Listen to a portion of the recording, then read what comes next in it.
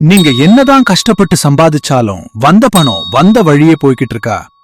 வீட்ல எப்பவும் ஒரு சின்ன சண்டை சச்சரவு இருந்துகிட்டே இருக்கா? அப்போ நீங்க உங்க வீட்ல இந்த ஒரு தவற தெரியாம செஞ்சுகிட்டு இருக்கீங்கன்னு அர்த்தம்.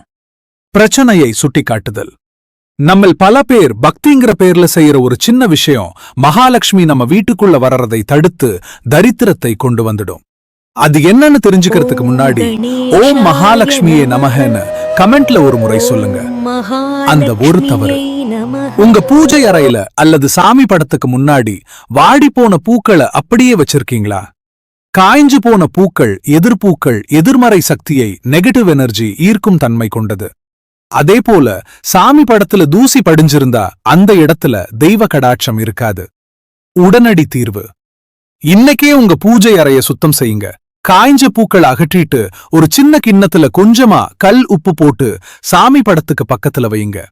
இது உங்க வீட்ல இருக்கிற அத்தனை கஷ்டத்தையும் உறிஞ்சி எடுத்துடும். இந்த தவறை உங்க நண்பர்கள் யாராவது செஞ்சுக்கிட்டு இருந்தா அவங்களுக்கு இந்த வீடியோவை உடனே ஷேர் பண்ணி எச்சரிக்கை பண்ணுங்க.